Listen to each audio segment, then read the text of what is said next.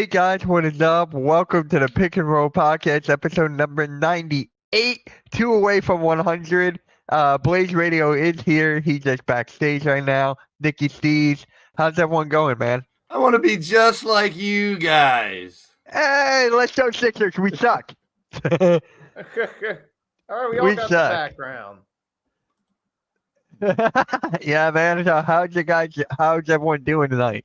You have to keep faith in your team through everything. That proves you're a true fan. You might not like what's going on or how things are happening or how things are being played. I am. That's where true fans really show their colors. You know, you see a lot of people be like, I'm done. I'm finished. I hate this team. Trade him, fire him, do this. I mean, I'm not totally against some of that, but it's Wait, Blaze, look who's here. Wait, is that Dark? It's gotta be Dark Lubin, right? It's gotta be. But that's kind of where I'm at it. I'm not really we're gonna talk about that later. We'll get to That's it. a 6 set, though. Yeah, everyone loves that.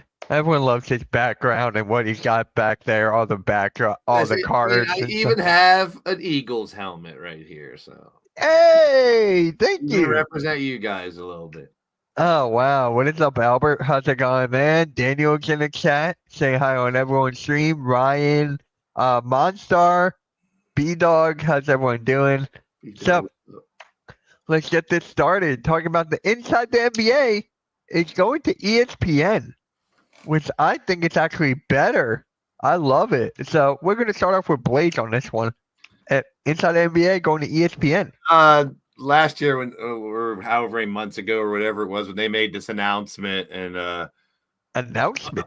I'm never. I mean, you guys know me, and most people who've been watching here know I'm never one to like pat myself on the back or something. I'm not someone who's always like I called it or I told you or I said this or that. Some people do, but I mean, that's to each their own. There's nothing right or wrong with it. But I'm just, I don't know. What do you mean you don't know? I think he meant go on a rant about. Gotcha. All right, Nicky, Inside NBA. I was getting there. I was trying to pull something up. I'm sorry.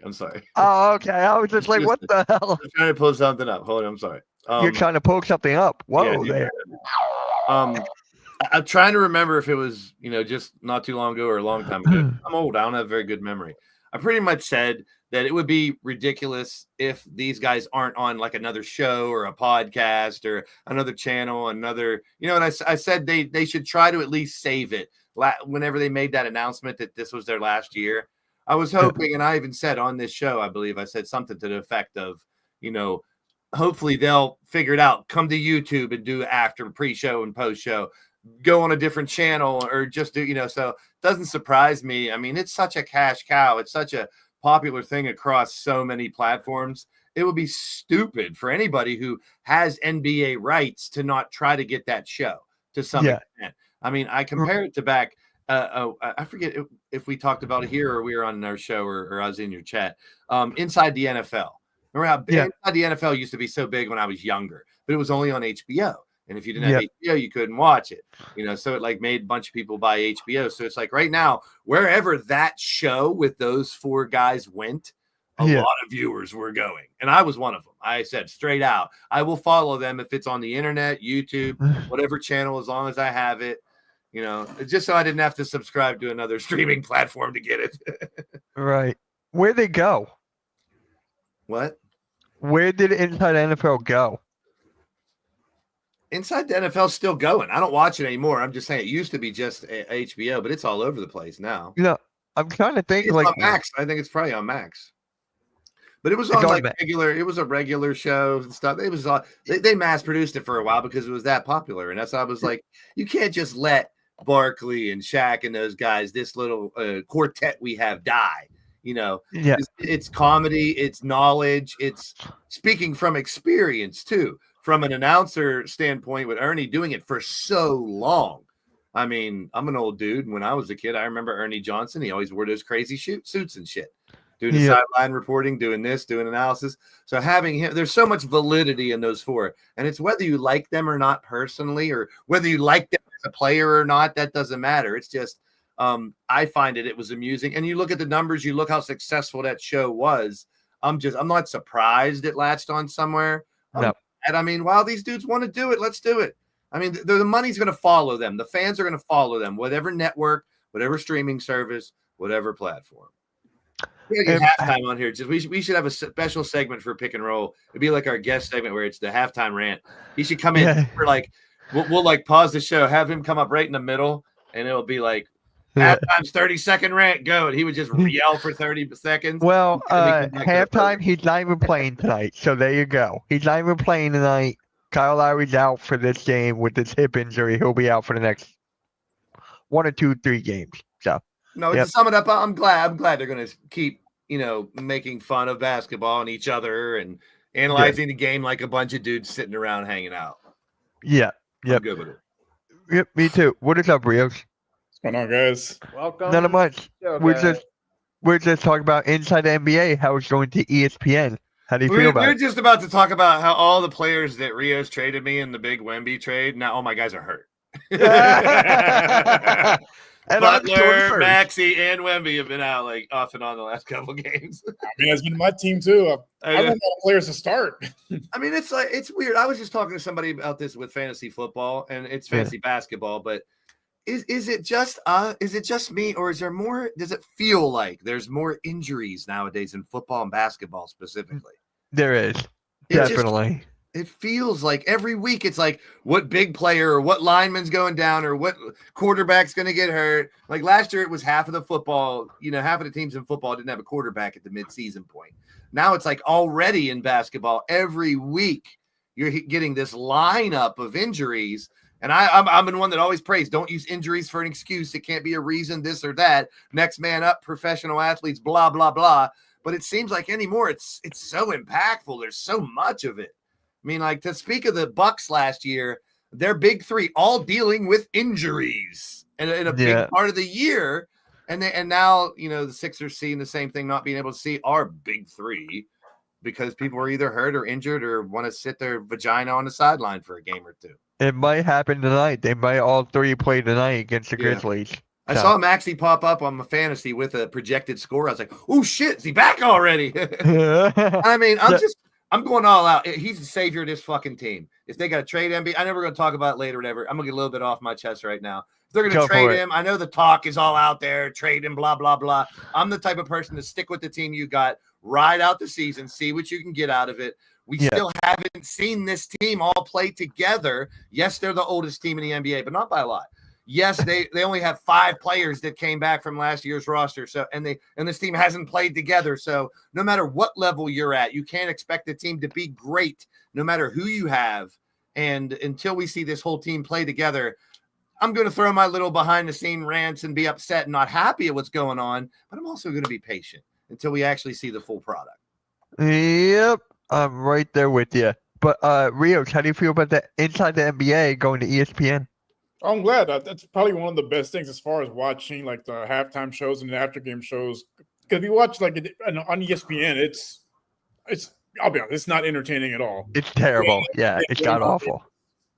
Half the time, it's not even about the game that's being played or any significant games being played. They're talking about LeBron or the Lakers. I'm like, guys, there's literally so or their opinion, big time, too much opinion.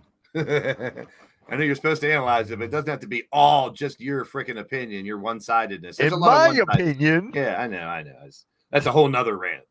I loved. We said it before. I used to love you. I used to wake up to ESPN, go to sleep to ESPN, watch it all day long. ESPN news in the morning, the half an hour that used to be just repetitive. I would watch it like 30 times in a row. I don't care while I'm doing shit, getting ready for work, whatever. And now I can't hardly. I got my PTI, and that's about it.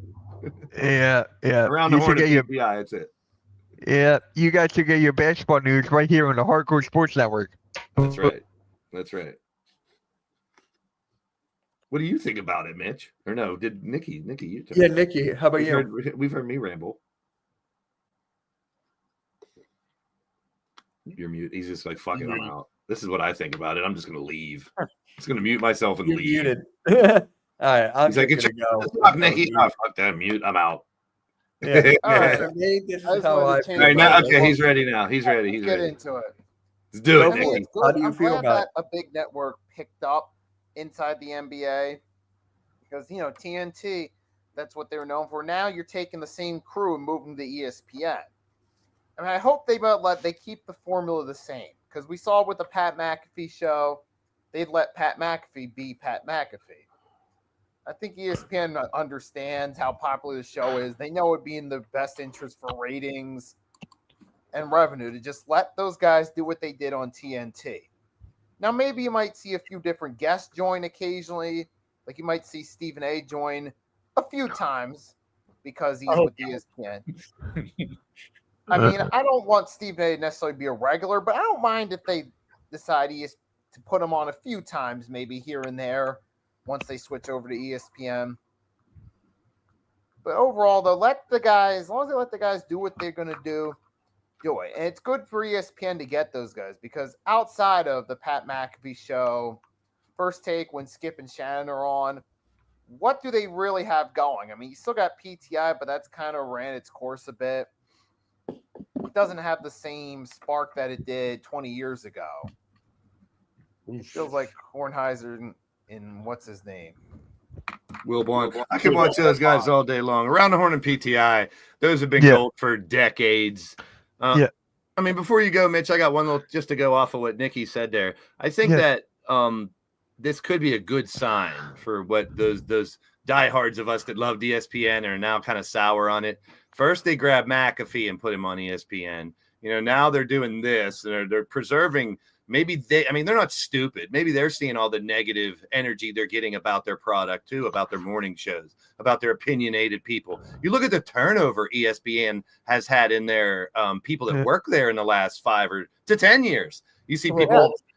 Yeah, so you're seeing a lot of them hopefully I'm hoping that the McAfee and inside the NBA now having both of those, maybe that's a sign that ESPN wants to make a change and they're aware that there's a lot of people that have grown sour on their product. So I'm hoping this is something that they can get away from some of the type of, it's hard to explain what they do that pisses a lot of people off now, but back to more of this type of stuff, I guess I should say. Yeah. They become a little too reliant on characters. Like sometimes it worked in the right dosages, but as time went along, they became too focused on trying to make their analysts characters and not analysts. They once it worked with Stephen A., they went a little too far in that direction, and more people started to slowly tune them out.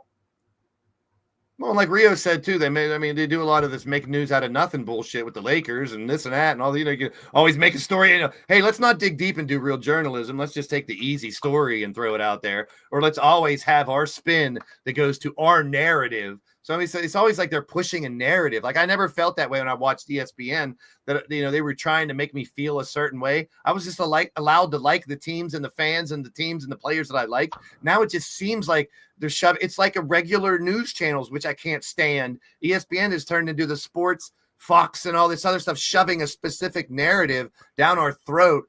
Cowboys, fucking Lakers and all this bullshit, and there's certain narratives that we're supposed to think that is top news just because they said it. No. Yep. And I mean, this is not a knock on you, Mitch, either, because this just shows. I looked at the lineup, the agenda, the docket, whatever you want to call it today, and once again, it's not against Mitch. This is what people are talking about. This is what the news is. Yeah. None of these topics are about what we're seeing, except for the Russ one a little bit.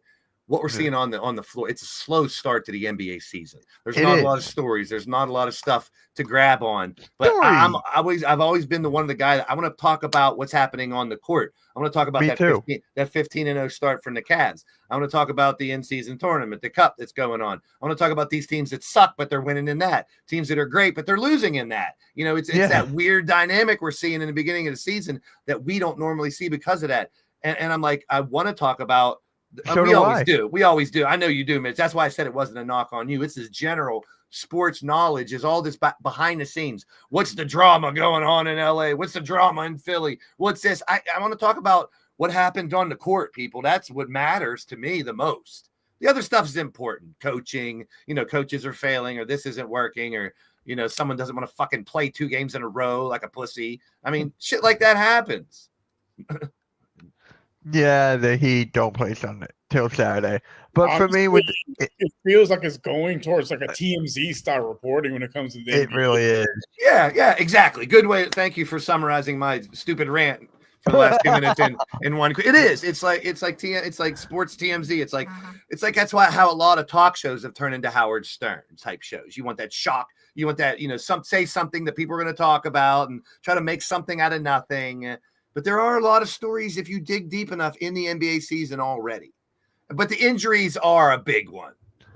Right. Like I named 3 of mine, plus you got tons of others. Not off to the hottest start to story. Zion getting shut down already. It's like all these. It's sad. Like I want Mitch on the other day on your show. You could just see the pain in the fans' eyes. Like yours too. It's like, why the frustration? Why do we have to deal with this early in the season? Frustration for our team.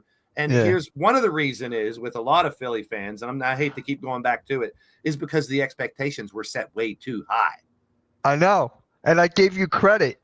I was like, shout out to Blaze for having them ranked like below 6. Well, because until we see, like, we kept going back to that number 5. When you bring only 5 players back and a lot of the pieces to the puzzle are gone, it takes a while to put the pieces together to make a new puzzle.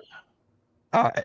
So before we get into that, Yeah, I just got to say this about Inside the NBA. I haven't got a chance yet. No, I'm sorry. Go ahead. Your turn. For Inside the NBA, right? I love it. It's going to help the ratings and everything. We're going to talk about that with Adam Silver too, and what I don't like about that. But for me, it's going to bring a lot of people back to loving ESPN to an extent. And ESPN has been dying. My dad loves watching Pardon the Interruption. He records it every day. He comes home from work and watches it.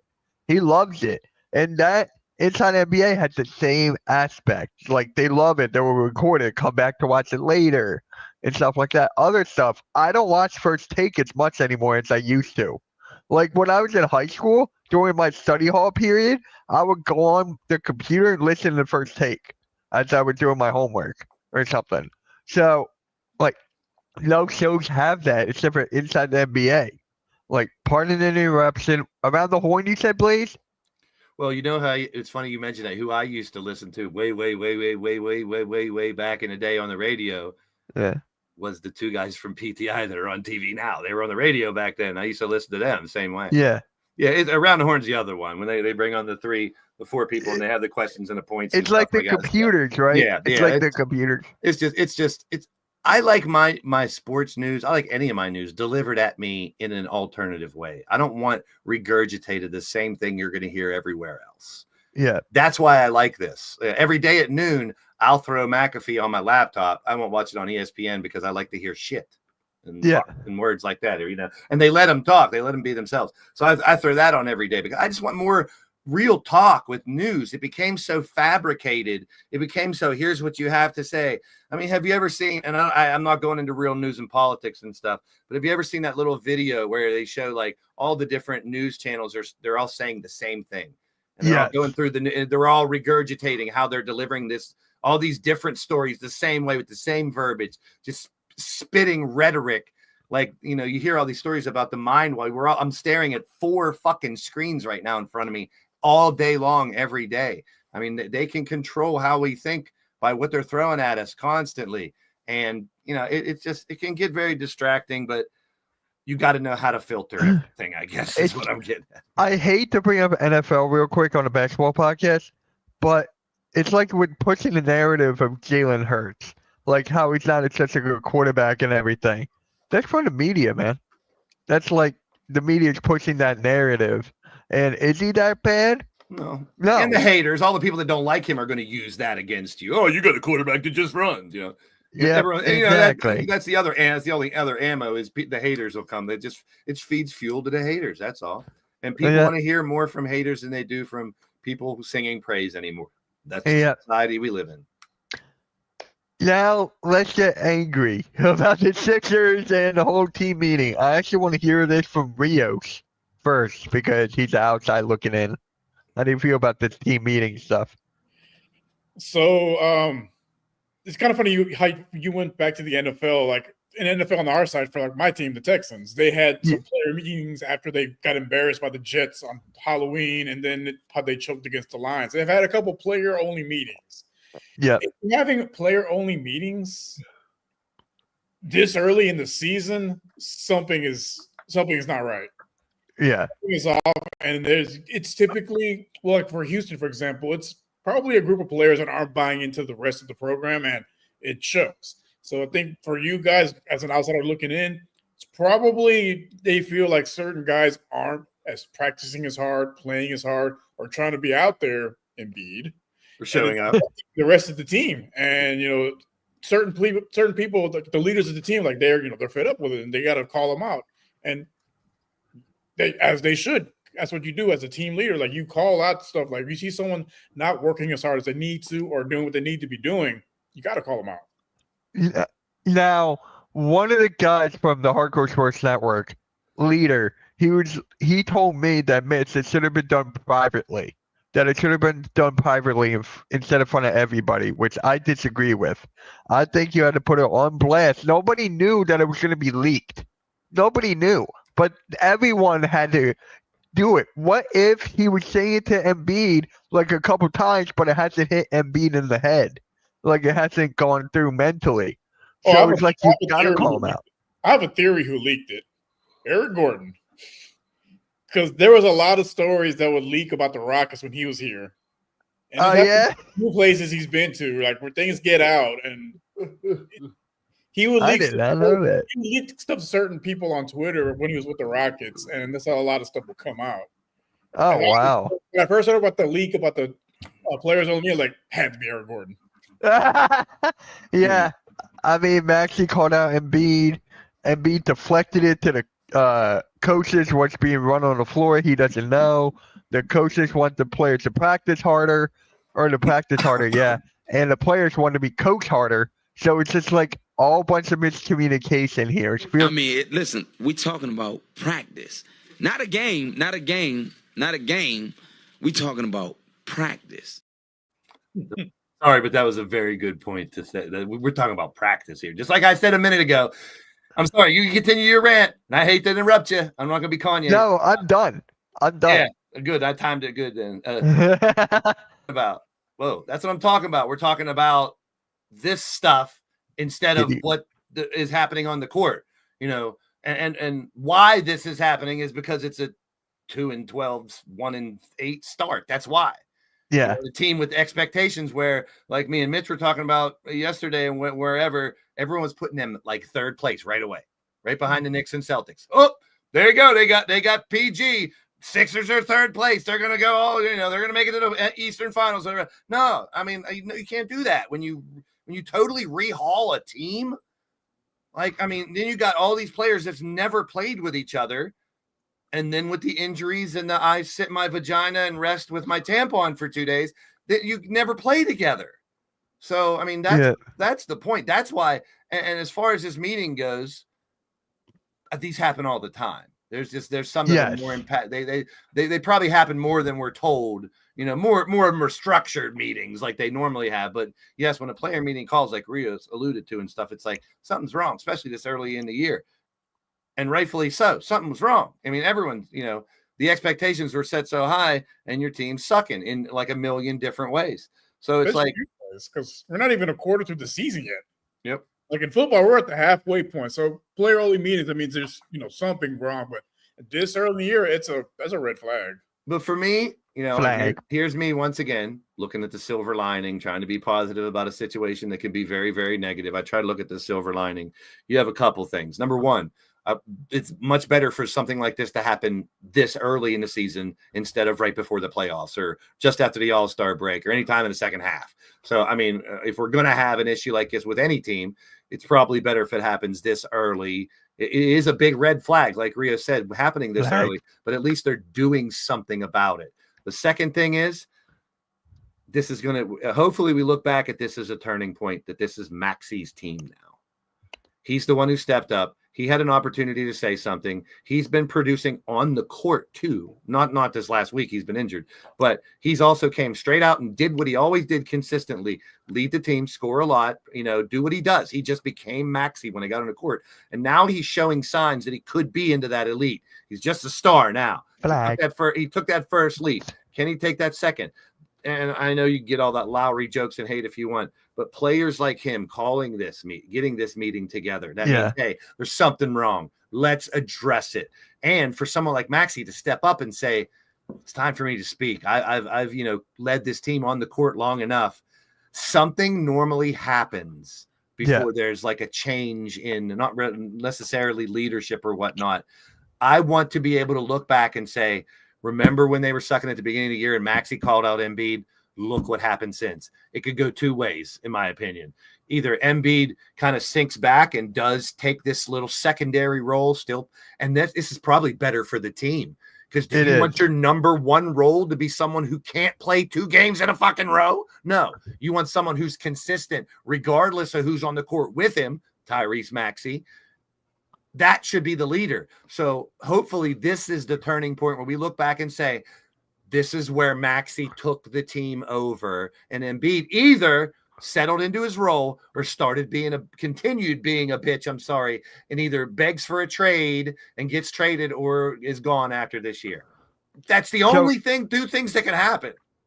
So basically, you're comparing him to what happened in Minnesota with Karl-Anthony Towns. I thought about that. I kind of thought about that too, but I hate comparing. But there are some similarities in those situations. Let me position it that way, because that's the first thing I was thinking. But now it's like right now, you look at when was the moment when Ant took over? It was on the court almost 100%. He just fucking started took over. He just unreal this is my shit. Team. See ya. But then Cat started having injury problems. Remember, he wasn't there all the time. And what did Ant do? Consistently continue to run the team. So in that aspect, yes, 100%. That's just like the situation they had. Now, is it going to take us getting the Sixers getting rid of Embiid like they did with Cat for him to fully take over? This is the year we find out. It's going to be tough with the contract. I hate to bring back what you said last year, but this could be the Sixers gap year.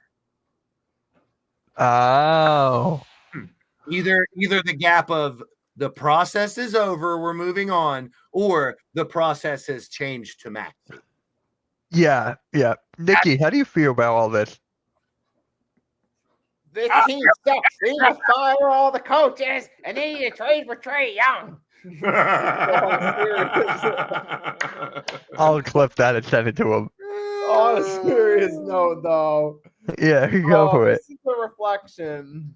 This is a perfect example of when trying to go all in backfires. I mean, it is early in the season, but the way it started, it's backfired thus far. Because you haven't gotten these 3 on the court yet to play. And to make matters worse, now there's off-the-court issues, apparently. According to Maxey, saying Embiid has been late for everything.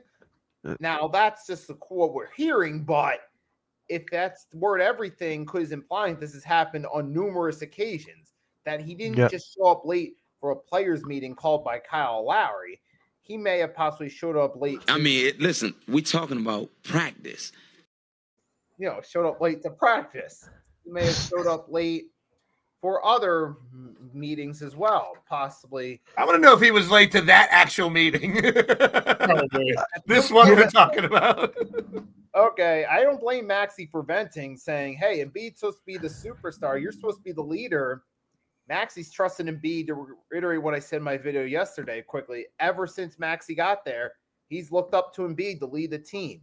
He's done everything he can to have a good relationship with Embiid. The guy he looks up to lead the way, and he's constantly showing up late to different important team things such as practice and meetings. That's a red flag right there. And furthermore, he's missing time, part due to load management, but still, there's early signs that he's not being fully committed thus far this season.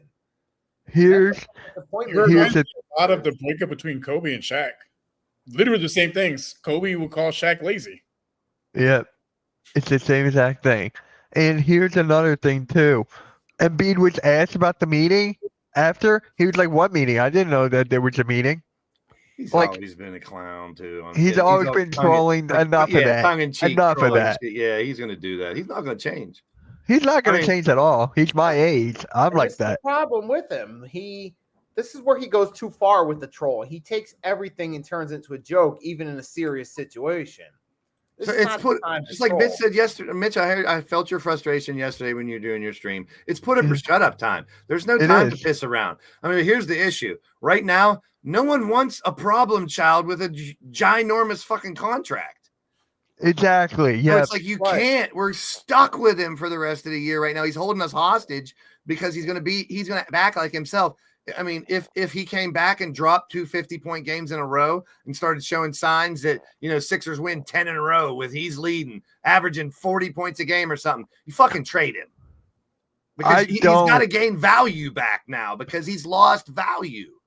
I don't care if he drops 2 50-point games. I don't care if he does a game winner. I don't care if it's like a half-court Hail Mary. I'm saying to get his value back in order to have any trade value right now, he needs to do that. It's not going to happen. Nobody wants a trouble, and a big contract. I mean, Exactly. all these years, it's always been his ability, his strengths outweigh the issues you'll deal with him. That's always been his story since Kansas. His ability for what he can do on the court is phenomenal. There's hardly anyone in the history of sport can do it. His size, what he can do, but you're not getting it because of all the other little issues have now become bigger issues. I agree with Vic Watt. So He I'm won't kind of- even play with 30 And I'm games. kind of fed up with him like you are, Mitch. So I'm more on the bandwagon of I'd rather him play well until the All-Star break so we can Yeah, trade Me him. too. Me too. Yeah, I want to see that, but who's going to take on that contract?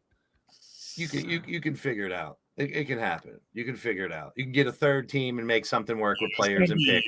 A lot Go of to the Hawks, and then we'll get Trae Young. Well, There here's you go, the thing. halftime. But here's the one main caveat is the Sixers have to take their level down. You Yes. are now not trading an MVP player. You're trading a problem child who might still have some really good stuff in him if he can stay healthy. That's a lot of ifs. It's kind of similar to how the Rockets traded James Harden. Like he was. Yeah, he's not the same. He wasn't the same Well, anymore. yeah. Some Exactly. yeah. brownies. And at to the address time- this, we were comparing the situations, not the playing on the court.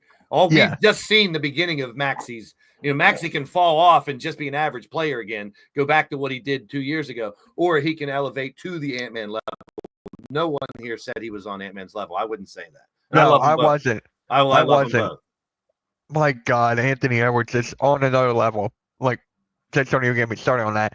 But yeah, it's crazy. And then the Olympics, right? I think he was selfish. I think he wanted to have something for himself. And then when he comes back, he doesn't put any work in. Well, we don't know how much work he actually puts in. Yeah, but it had But- to be something of a deficit for Maxi to bring it up. That's what I'm Yeah. saying. The way it feels to me, and I wasn't there, none of us were, like you said. I it wish just I was feels- an ant on the wall It just feels to me like or a fly on the wall. It Excuse me. seems like Maxi was at like a boiling point. Like you said, it's like he finally had enough. He had to say something. Yeah. Like, dude, you're late to everything. Yeah. Something like that. It's like, dude, why you're our leader and you're not here when we start anything. Yeah. It's like I'd love to be a fly on the wall when I am a strong believer in everything happens for a reason. And like you guys said earlier, normally this shit doesn't get leaked. You have a behind the scenes meeting, you talk about it, and you try to Tip change it. said, This got leaked, and it might have been from Rios' source, Eric Gordon. It doesn't matter who it is. I'm a believer that things happen for a reason. So I'm hoping it's for a positive reason. Once again, whether that's Embiid continuing this shit, falling in line, or playing well and getting traded. I'm happy with all three scenarios because I I think think we what- still got a lot of potential. We've never seen this team together yet. You can't Yeah. judge yet. Anybody who's judging this Sixer team now after 12 games, 14 games, 15, whatever, it's ridiculous. And just like, but all four of us have been saying, the season just freaking started. It started, but it's just like the play style, right? Like you don't see the players moving on defense. You don't see the offense chemistry and all that. There's something up. You're Like seeing a you little can- more, but in this tournament games, you're seeing a little raise of competition in the tournament games. You are. No, I'm seeing not talking about competition. I'm just talking about the Sixers style play. how. Oh, I they're think- they're just terrible, dude. There's no Yeah. way to explain it. They're just playing horrible. Yeah, They suck. Uh, No team chemistry, nothing to really root about. Different player each day. I mean, it looks like they're lost on the court. It doesn't look like they're a team at all. And there's people coming in there putting them right at the top of the East just because they picked up one player. And I've always said you never know until you see it. yeah. It's time to rebuild. Everyone's saying to rebuild, go around Maxey McCain. Well, then let me jump in. Okay, do you have to be at the bottom of the standings for 5 years to rebuild? No. No, I talked, Mitch. Me and you were talking Steelers and Eagles the one time, and I said people are always like mediocre Mike. He's a terrible coach because they're barely making the playoffs and don't win playoff games. But right, that's the name of the game, is to win more games than lose, right? So correct. consistency for a long time like that. I mean, what are we bitching about? What type of games are we playing here, people? Let's be real. It's very frustrating on so many levels. But I've never been one to jump to conclusions. I like to let things play out and see what happens. But there's a lot of great. I mean, look at the Warriors, look at the Cavs. There's so many great stories right now. Yeah. I mean, the Warriors are surprising. I didn't expect them to be the top team in the. You know what? Let's talk about the Warriors right now. Let's All just right. talk about. Buddy freaking healed. There was someone showed a the clip of Pelicans. when he did something. He was against Clay, not Clay, Steph. Yeah, Dallas. Steph was clowning on him and stuff. And it's Yeah. like, now you never know, because Heel did not work with the Sixers, but we know he's a great shooter. Now he's Correct. fallen in a spot where he doesn't need to be Klay Thompson, but he's fallen into a spot that his style fits. So it does make sense that those two are working. I would never expect them to be the Splash Brothers or break records and stuff, but it's like, hey, instead of falling, and that's just like what I'm saying with the Sixers, instead of falling to the bottom and staying there for a while and then needing to rebuild with picks and shit, why not try to use some of the assets you have now, stay afloat, still make the playoffs? If this team comes together, they're still dangerous. Let's just not forget that either until we see him play. But you don't have to go to the bottom to rebuild. If you rebuild while you're falling from near the top, you hang near the playoff area the whole time and you can still, make it. You don't have to go to the bottom. I can't stand how people are always like rebuilding teams are only teams that are like terrible for 4 or 5 years. Rebuild before you're terrible and then save yourself the problem, I mean, look at Rios' Rockets, right? They weren't terrible. Like, Rios, you guys weren't terrible to where you are now. Like, no, you were like middle of the pack, right? Like down They had a lower. couple of seasons at the bottom. Basically, after Harden left, it was 21 seasons for Yeah. back to back for 3 years in a row, basically. And then Okay. last year they almost doubled that and they won 41. And this year they're on pace for about 48, 49 wins. So they're on the upward trajectory, which you want. After 3 years of taking, that's what you would hope for. You don't want a 5, 7, 8 year process. Right.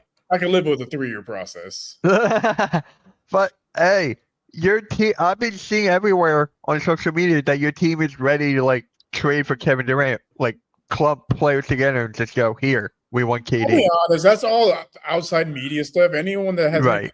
for the Rockets here, they don't want to break up that team at all. I think the real Correct. story is the fact that team could be one.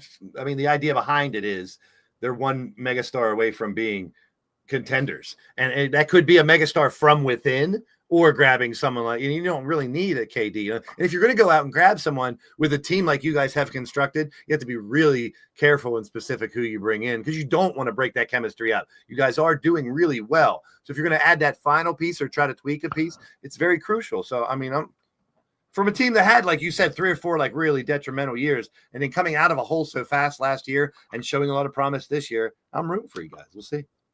And here's another team too that did it right. OKC. Look where OKC is now. They traded everything to get Shea, Yeah, and it worked out. And they just lost And to they the got a Spurs bunch without of other Wemby. future picks, and now Rio loves that. But look at that Chris Paul shot, though. That was a good shot. That was a good shot. He's still got juice in him. He's old, but he's still got some juice in him. That's why I have him on my fantasy team, which I'm undefeated. And you hate old people, so you should trade him. So Chris Paul can still play, unlike Kyle Lowry. hey, I'm telling you, if we look back and say this was the turning point in the Sixers, this meeting thing, you got to give Lowry a little bit of credit for it. I will. I'm not one of those guys who don't give people I'm credit. just saying, I know. I didn't say you were. I'm just saying. Yeah. Yeah. That's what we've always talked about, what he can be as a value. It's not a 30-point scorer. It's not a leader on the court that's going to be like super smart. It's a leader off the court. It's experience and shit like that. And stuff. This could be a turning. I hope it is. If it's not, then you start the trade talks is going to get bigger and bigger and bigger. I've already seen the odds for what team he's going to. I've seen that too. What are the odds? I haven't looked at it. Yeah, I got it. I got you. Didn't I put it in the chat or something? Yeah, you did. Yeah, I got you. Thought I Unless you want to. No, good. I got you. If I it's love in how there- we were talking about Golden State, that we're right back here. It's all right. It's all right. Because there are a lot of stories right now. Lakers are another one. They're playing well right now. Indiana. See, now my first thought, my trade engine goes in my head. It's like, what can these teams give us? And with Heat, it would be like I was mentioning on Mitch's show the other day. I was like, Heat. I would hope it's like Hero and Bam and a couple picks. Yeah, you did say that. I would love that one. Can you imagine Indiana? We could finally get Halliburton. But if it would be Halliburton, that'd be great. So with the Heat one, would kind of partially make sense because he's so buddy with Butler. You want to be buddy with Butler? Go fucking play with him for a little while. He called Jimmy Butler the best player in the league. Well, that's what I mean. Go play with him. Exactly. They're friends. Go play with him for a couple Oh more my years. God! Can you imagine if we get traded to Brooklyn? Give us Hero, Bam. I want 2 more Kentucky players. That's all. Hero and Bam. Embiid on the Nets. And a number 1 pick. Whatever. I don't like. Would the Pacers? You think they'd give up Halliburton for him? I think they would give have up picks to. and a big man. It was my friend put it on Twitter. I think Dives did. What was it? Miles Turner, Lebhard, and Pick. I don't mind that one either. Knicks, it doesn't. I can't even think of a smart or a sensible. Carl Anthony trade. Towns. I know Cooking but they Cat. just got him. That's what I mean. It's like he just got him. If it was before that trade, maybe the Nets. I don't know. I mean, do they have enough ammo? It'd probably be more picks because they got Cam Thomas. We would need Cam Thomas. No, Claxton. We would need Claxton and picks. I don't see the Mavericks wanting to shake up what they got because they just made the right picks, the right changes. Yeah, and they have Derek Lively, so no. Pelicans, unless you want to take on Ingram's contract. I'd rather take on injury-prone Zion. And then the Lakers, right? So the biggest, strongest, one of the most muscular guys ever to step on the court doesn't say Pelicans across his jersey. Looks like what's with you and the Pelicans? God dang. I just see the Lakers there. What are they going to trade? Bronny? Like they don't have anything. They don't have picks. They don't have any real assets. We'll take Don Connect. Hey, I was just going to say, by the way, Mr. DK is Bronny who? Let me show you what rookies should be doing if they're going to be Connect 8 for 9 from 3. Yeah, he said 8 for 9 from 3. He's who they should be talking about, but all you see on ESPN and those other things is Bronny. Did you see what LeBron said? LeBron was like 50 teams bet on this guy? Like, God dang. Like, I think it was Bleacher Report, some other ones that talking about Bronny showing Thomas. He's averaging like 2 points in the G League. Like, what are we doing, guys? That's what the Warriors, they're not getting rid of anything. But I'm saying that's what we should be talking about instead. Like, instead of this gossiping about Embiid getting traded. I mean, if I understand we're talking about the situation, and if this signs continue to point in that direction, yeah, then that would be a great discussion. But as of now, we could be talking more about like the Warriors surprise start. We could be talking about Laurie. We could be talking about whether or not Keontae George. Doesn't really talk about Laurie. The Utah is just like there. About the Celtics and Cavs, you know. The Celtics and Cavs, that was a good game. Cavs, they finally took an L. I wanted them to defeat. Frauds. That was your fault. You said that. Frauds. Rockets set their record back in '94, and it still stands. 30 I like Garland. I like Mitchell. How long was the winning streak for the Rockets now? They won their first 15 in a row back in '94. Of course, I was just born. Hey, talk about that would be credible. Congratulations, Cavs. Here's the thing: no one ever wins the NBA championship in November. Injury history, like. Was that a shot to my fantasy team? Okay, I see you. Yeah, Yeah, it's crazy. It's crazy. You know what? Let's just go right into the Russell Westbrook becomes the first player to reach 200 triple doubles. I think that's amazing. Well, weren't like almost all of them that one year? Most of them came in that OKC year. Yeah, They had like an average is one that year. right? The OKC Thunder, like they did it Yeah, I again, mean, but it's still one of my favorite stats because it shows you're not only doing one thing. So I still love the triple double stat. I mean, it's like stat pad, and I'm keep on like no, I mean it's hard to prove that in certain situations you'll see that, but it's like when a player does that, it's pretty phenomenal. So I mean that's something that you're not going to hear 200 triple doubles in too many people's careers. right.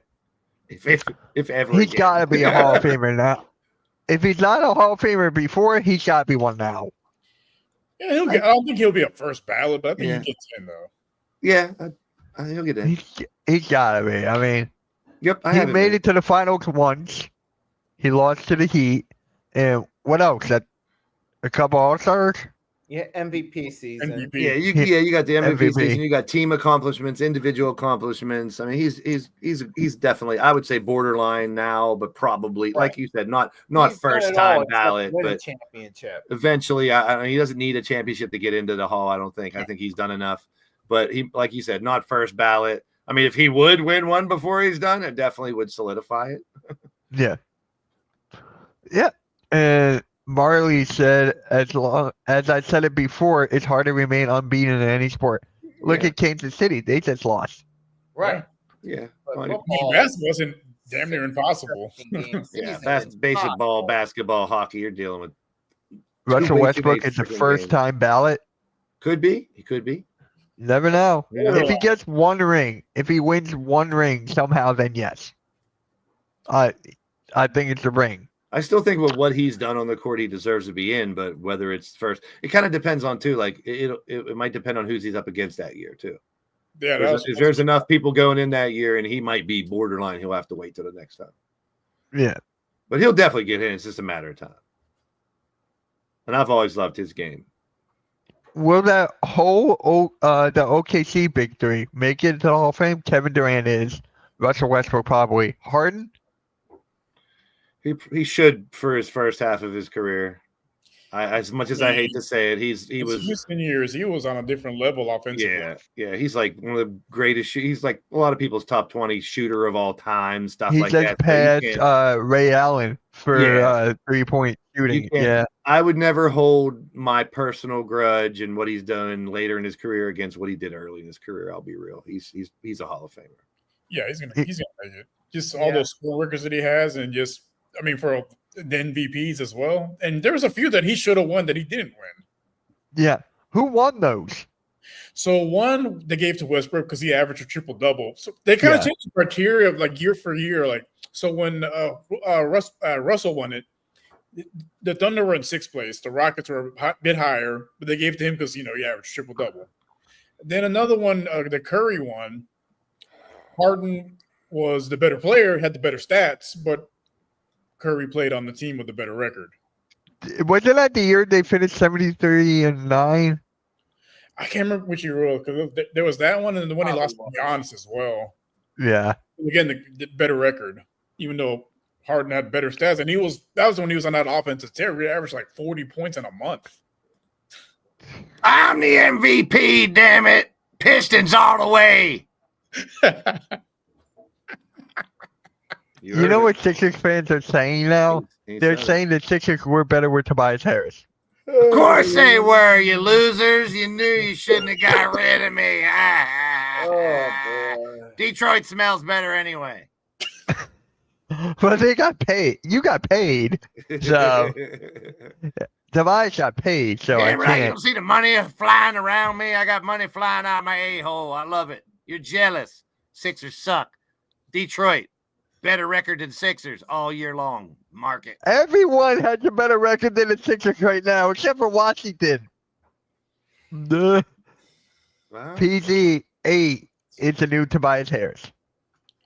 Ooh. Is he?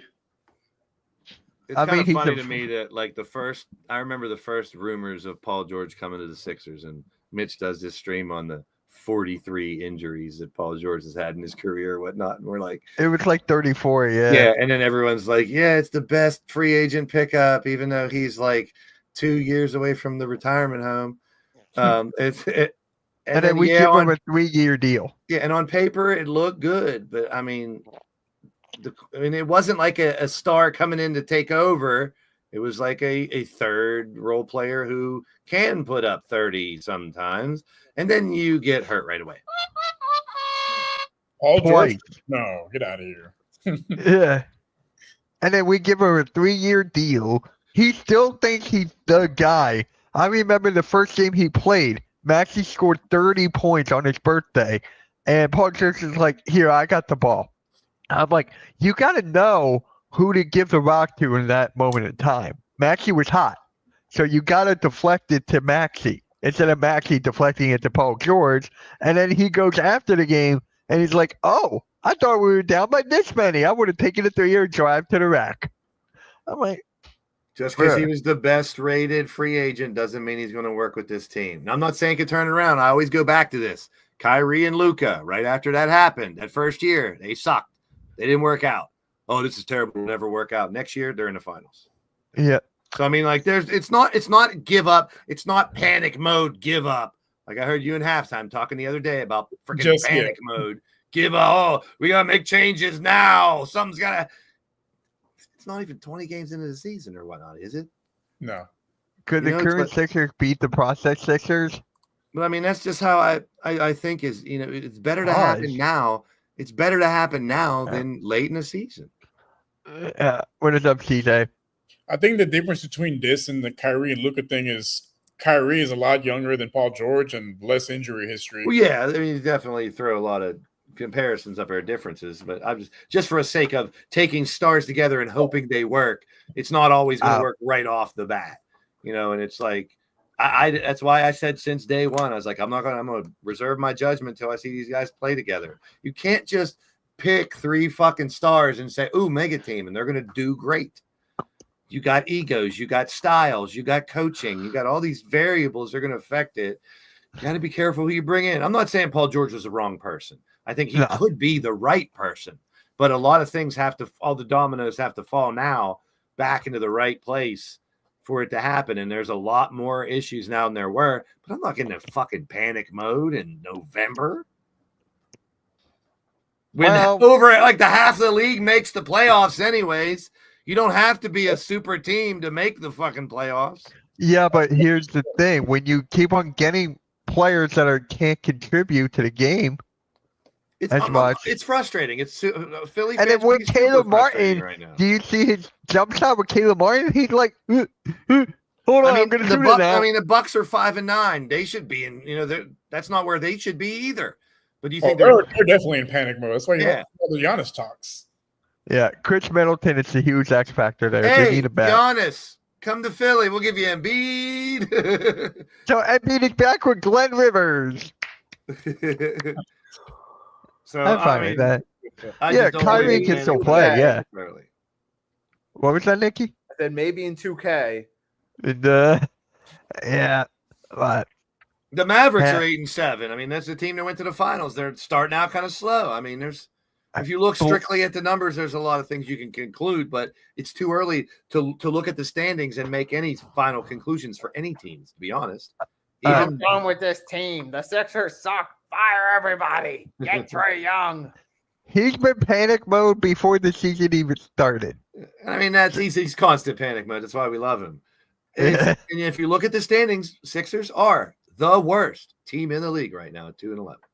Did what? No, the time with Washington, right? Utah, well, they're underneath them because I don't know for whatever other reason. We never played Washington yet, I think.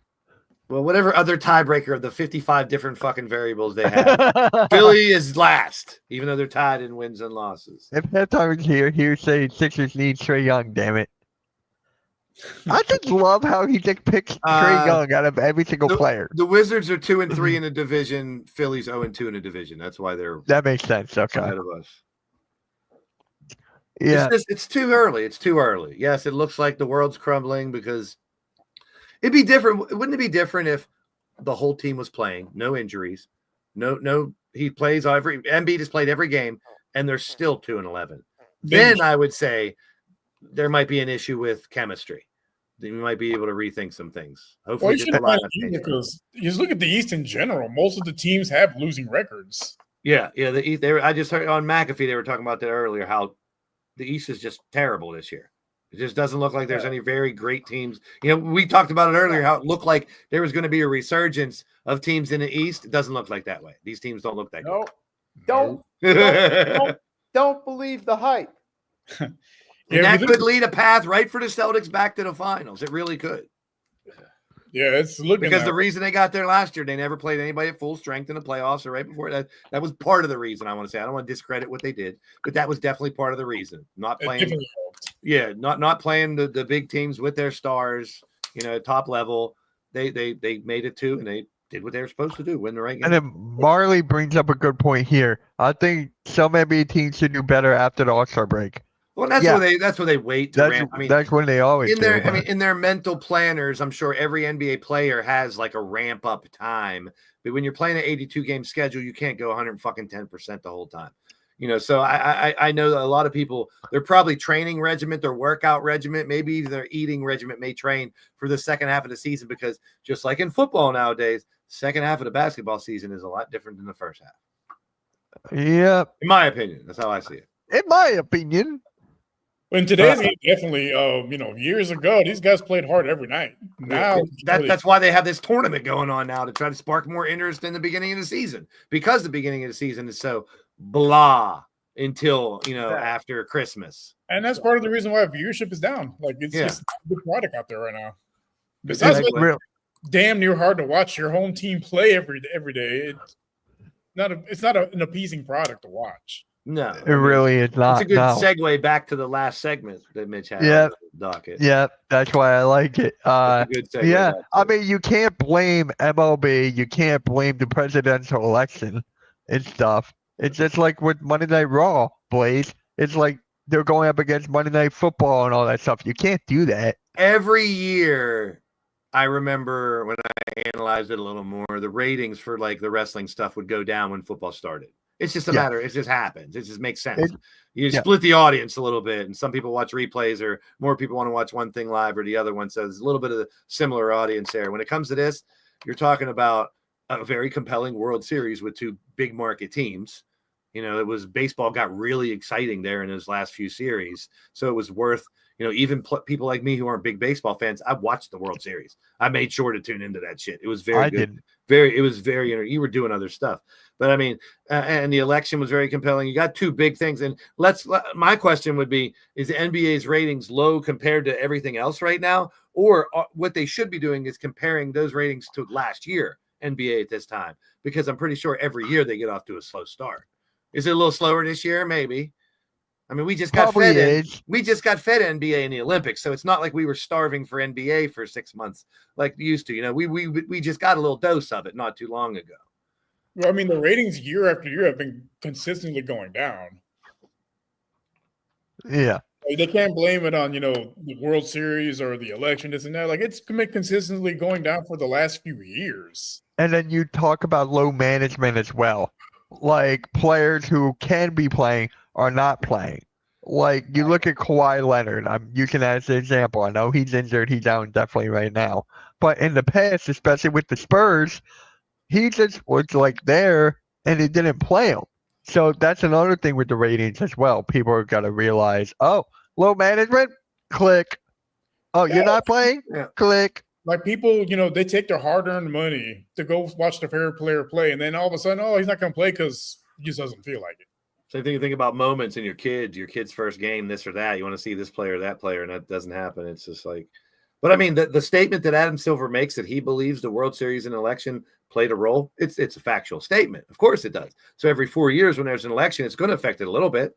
Is it the main reason? Like Rios is saying, no, it's not the main reason. But the fact that there was a really good, compelling World Series and the election and football. I mean, there's so many variables right now this time of year. I mean, that's why I wish, and I know they'd never do it because of money, that we started basketball a month later. That's just me. Yeah. And I love ESPN basketball. I'm a huge basketball fan asking for less basketball. I mean, I guess ESPN the season the same, just started a month later because at that point there's no baseball. It's not. It's not. ESPN will air an alternate Mickey Mouse broadcast, so it's kind of like the NFL with SpongeBob on Christmas Day when the New York Knicks host the San Antonio Spurs. I'm not watching that. Well, here's another thing to take into consideration. Mitch, every once in a while when the game's not in my area, I have to crack it, right? That doesn't count the ratings. Yeah. Ratings aren't we talked about this with wrestling when I did my wrestling podcast and stuff. Ratings are a thing of the past, people. The Nelson ratings, the way they do it, worked very well back when you could only watch those shows on a television through your cable provider. Yeah. Now it could be on your phone through a pirated program. It could be on an illegal website. It could be a replay where the ratings don't hit right away. Ratings are not a perfect science. They never have been, and now they're worse. I'm not saying they don't matter. Now, here's another thing, and this goes back if you're a wrestling fan out there, AEW, people have been talking about, and it's, when last year it was a big ratings crisis, but they were number one on TV that night over the current day's other TV products. So that's another question. The NBA's ratings might be low, but are they still the top rated thing on TV that night? That's not that big of news. If they're still making as much money as they're supposed to, if it's still the highest rated on TV that night, maybe not highest compared to the football game that was on or the election or the World Series, but still the highest rated regular sporting event, it's not a major deal. That's what used to irk me with like wrestling ratings and shit. It's going to have to change and you got all these streaming services that are coming around now. Netflix, look at Netflix for Monday Night Raw, NFL, the whole Jake Paul fight. Yep. So ratings, the talk of ratings, I mean, if we could get in our time machine right now and go 20 years into the future and we're doing this podcast again, we would have a really good laugh that we were talking about ratings, TV ratings, to try to judge a show. I'm telling you, it's going to be a dead thing. Yeah, like Blaze mentioned, you have to go on illegal sites to watch a lot of these games, and that's a league problem, not just in basketball and baseball as well. Like, you want to bring more people to your product, but you make it harder to watch the actual product. Yep. So my dad already told me, he was like, Steeler game. My parents don't even have a computer. They're both 80. That's why they laugh when they get phone calls like, we're calling you about your computer repair. Like, yeah, we've never had a computer. So, nice trick. So he's like, I wasn't going to be able to watch the Steeler game on Christmas. It's on fucking Netflix. They don't have Netflix. But they're putting it on the local station too that day, so he will get to watch. But he was like, "That's what I mean. It's not a huge segment. There are people out there that aren't going to go get Netflix just to watch a football game or whatever, or the same thing with the Raw thing. When the wrestling go and do that, most people that are, those are fanatics. So yeah, they'll probably get fucking Netflix just to watch it. But it's the ratings is not a good variable to judge things anymore. It just isn't. Still matters. I know a lot of people want to jump down my throat. Blaze is saying ratings don't matter. Here's another thing too people are forgetting about. Quote halftime. Blame the referees. People don't like the calls nowadays. Everyone's getting soft. It's like hard-nosed basketball anymore. It's the they way don't call traveling. It's the way it is for a reason, though. I mean, I'm not trying to defend I agree. it, I agree. Like I'm just saying. I don't like football being soft because to me, I think of football too. When I think of football, because it's softer now too, the way you tackle people. We were talking about it on Sunday watching a football game. Imagine these football players that played 20 years of their life. Now in the NFL, they got to realize how to tackle differently. Because now if they fall on the quarterback, it's a penalty. It's like things have changed. So I try to take everything with a grain of salt. Sports have evolved. Yes, it's different. I try not to complain about that. And I go back to my golden rule. Injuries and referees. Do we have reason to complain about them? Yes. Will it ever change anything? Is it going to make a difference to complain about injuries and referees? No, it's part of the game. It sucks that there's a lot. It sucks that referees make mistakes. I heard J.J. Watt today on McAfee have a really good proposal for referees. This might be a little bit off, but it's NFL, but it would go anywhere. Let's hear it. Make them full-time, first of all. Yeah, right. Number one, make them full-time. Number two, make the penalties stronger. If they do so, if you've got video evidence that this past week, referee B made 3 crucial calls. We have video evidence that it's wrong. They need to be punished. They drop down a level. Then you go to the B team that gets for the good games, and then you go down to the C team. If you make more mistakes, you get punished. You might get suspended, but they need to be full-time. They need to be paid accordingly because like anymore, you talk about generation gaps. You think referees they didn't get much respect in my heyday. They get no respect nowadays, and they deserve it. Let's be real. These are men and women putting their lives up to try to make sure these games are played by the rules. They're human beings. They're going to make mistakes. Some of them are evil human beings that are on the take. It's just a fact. But to sit here and complain, but complain about them and to consistently complain about them. Let me change my verbiage because we all complain about them. When something happens on your favorite team, whether it's basketball, football, and it was a referee's call, you're going to MF that referee for the next 20 minutes. And you're going to want to crucify his whole family. I get it. But I'm talking about the people in the segments in the industries that consistently, that's not like you're talking about. And it's not you, Halftime. We love you. Never change. Really. I don't want him to ever change or think I'm talking about him. But there are incessant people online, social media and stuff that it's nothing but negativity. I mean, yes, there's reasons to be negative for certain things. Like I could sit here with you guys and we could have a 3-hour rant about why our team sucks right now. But what good is good. But I'm saying that's why I said 3. But if we come back, if we did that and did a podcast where us 3 sat here like idiots and yelled and screamed about how we're so mad about how our team sucks, and then they get it together in the next 2 months, you know how much of a fools we're going to look like going back. We're going to sit here going in at number 4 to the playoffs, and we're going, remember when we did that podcast? We shouldn't have done that. Correct. The value is don't jump to conclusions. Right. You can have your opinions. Please do. I love when people have different opinions. And shout out to my man, Coach Ed. I miss him because I love him to death. And he's very smart, but me and him have different opinions a lot. And I love debating. Kendrick Perkins. Well, he's just terrible. And sorry, Coach, you're just wrong about him. He's horrible. All right. Now let's pick the games for tonight. All right, let's do it. Let me guess, Blaze, all the home teams. All right. Home team still. All right, see you, Blaze. Okay. There you go. Hey. Stop it. All right, let's get to it. Stop it. All right, come on. So we got the Pelicans at Cavs. I got the Cavs here. I got the Cavs. Rios? Yeah, that's an easy one. Cleveland. They're going to want to bounce back after losing. Yeah. No Zion, and the name of their team is Ass Cheeks. So you're going with the Cavs. Yeah, they got snap. I mean, I'm not trying to knock. I mean, I do the little fraud things with the Cavs because the reason I do it is because the same thing I'm just ranting about. People start off hot and people jump to conclusions. It's too. I love Mobley. I love Garland. I love Donovan. I'm not going to say Mitchell because then you'll say you love me. Oh. So Well, I said it. So I love their team. I liked how they're constructed. I hate Cleveland everything, but at the same time, I think I hate the name Pelicans more than I hate the Cleveland basketball team. Yeah. Yeah. Nikki, you got the Cavs? Yes. All right, then right back at you. The Bulls at the Bucks. It's actually tougher than you think.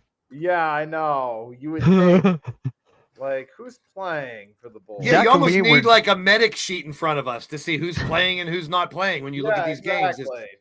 That's why fantasy basketball's so tough. Yeah, exactly. And I'm undefeated. Zach Levine was day today. If Levine's playing, I'll go with the Bulls. All right. Playing. Blaze, you're going with the Bucks? Yeah, I got Bucks at home. Still waiting for my Buzelis breakout. He's going slow. He gets more minutes, he gets more points, but he's still young. Still talking about a fucking 19-year-old or whatever, so I got to be realistic. Yeah, Rios. I'm going to go Bulls. I'm going to go Bucks, too. I'm going Bucks. We've been in a free fall. Mitch just doesn't like anything Doc Rivers is associated with. The Pacers at the Rockets. I'm going with the Rockets. Hey, Giannis can do it. I mean, Doc Rivers can do Sixers a big favor. Giannis for Embiid. Let's do it. Let's make it happen. Rios, Nah, you I'm gonna gonna- rock it? Yeah, I'm gonna go Rockets. They're debuting their new jerseys tonight, so they should hopefully Ooh. show up. The city ones? Yeah. Speaking of that, thank you, Philly, for making a city jersey that says Sixers and not Phila. For us Sixers fans that aren't from Philadelphia. Blaze, you going Rockets? Yeah. Nikki? Rockets. Indiana. Embiid coming your way, Indiana. That's what the numbers say. And then Nikki, right back at you. Sixers at the Grizzlies, and the Sixers are a 4-point favorite. And I'll go with the Grizzlies. Oh, Ah! God, people losing faith in their team. Sixers. Rios. I'm gonna go Grizzlies. I'm going Sixers. F it. I'm going Sixers this time. Do I feel good about it? No. No, But I'm no. going Sixers. That Vegas line feels a little suspicious. Yeah, you got Yeah. Portland at the Thunder. I'm going Hey, Thunder. Memphis is 8-7. They're not that great. They're missing like players. I know, John I'm just Moran is saying. not playing and stuff. Once again, No. theme of No, the I'll go theme with of the the story Sixers today. then. Way too Hey, early to whoa, judge. whoa, whoa, whoa, Nikki. I'm kidding. All right, so I'm going with the Thunder. Rios. Thunder. It's way Yeah. too early to judge. That's the theme of today's show. Way too early to judge. I like that theme because you're up.